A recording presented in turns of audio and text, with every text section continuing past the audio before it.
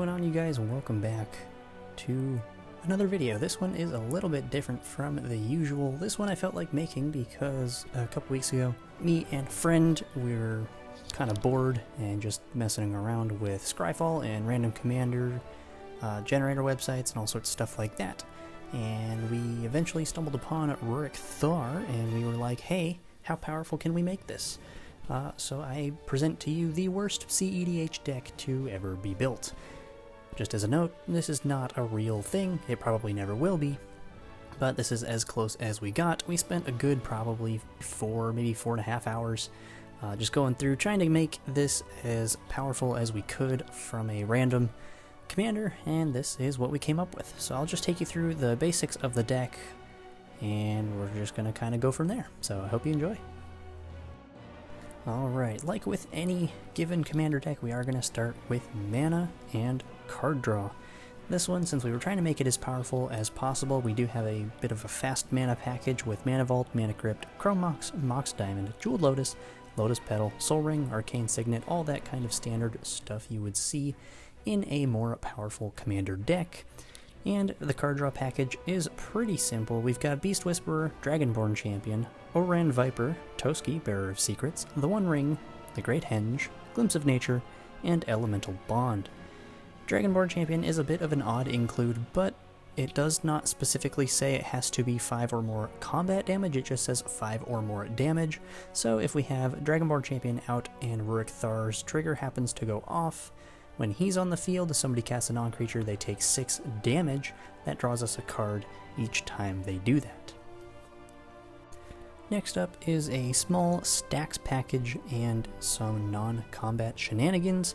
Stacks package is not much, it's more of a control deal. It's Magus of the Moon, Manglehorn, and Chalice of the Void. We don't have that much in terms of great interaction, whether it costs mana or not. So if we Chalice on 0, it won't affect us as much. The only real things it would shut off is our fast mana, which should already be out, unless we're playing a long game, or it would potentially shut off like our Deflecting Swat, and that would honestly be about it. And then we get to the non-combat burning part, I guess. We've got something like Magebane Lizard, Scytheclaw Raptor, Sulfim Mayhem Dominus, and Shadow in the Warp. Magebane Lizard deals damage to people when they cast non-creature spells for however many they've cast already. Unfortunately, Storm is not casting all of the copies, it's just copies, so they won't get burned over and over. So it's not quite as good as it could be, but it's not too shabby. Scytheclaw Raptor is whenever you cast a spell on not your turn, you take 4 damage. Sulfim will double that non-combat damage from those sources, and Shadow in the Warp is an enchantment that is a creature reducer for us for the first creature, makes it cost 2 less, and a damager for your opponents when they cast their first non-creature spell each turn, deals 2 damage to that player, which can be doubled by Sulfim, which would be 4 damage, in addition to any other shenanigans we have afoot. This next section, just a couple of cards, well, I guess not a couple, it would be 3 cards, just some niche add-ins from the deck, just things that might work. Obviously, all of this is subject to change, but we've decided to add things like Basilisk Collar, Keeper of Fables, and Furnace of Wrath. Basilisk Collar gives our commander Death Touch and Lifelink, so we'll be able to gain the life that he deals from his damage.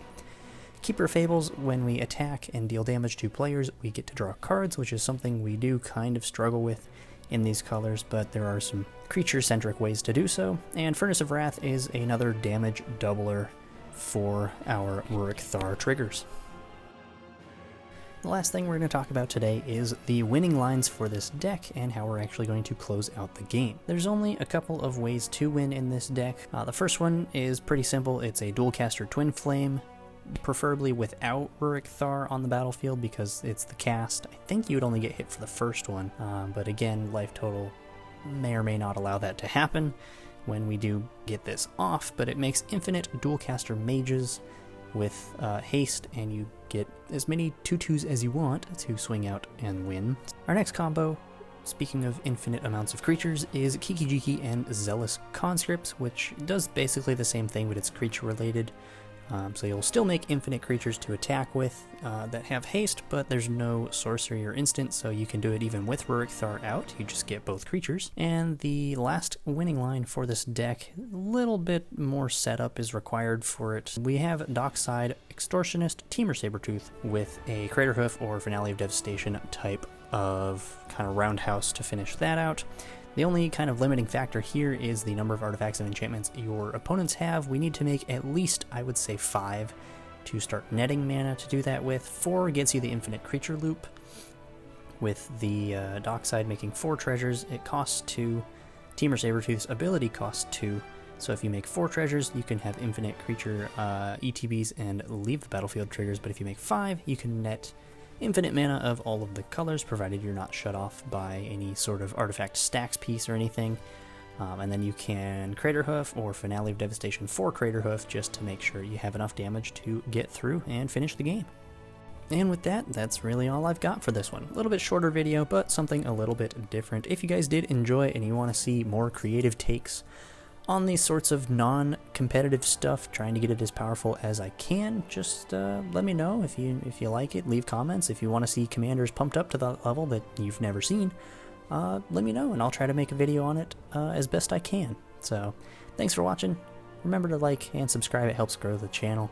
I will see you next time for another video. Take care until then, and have a good one.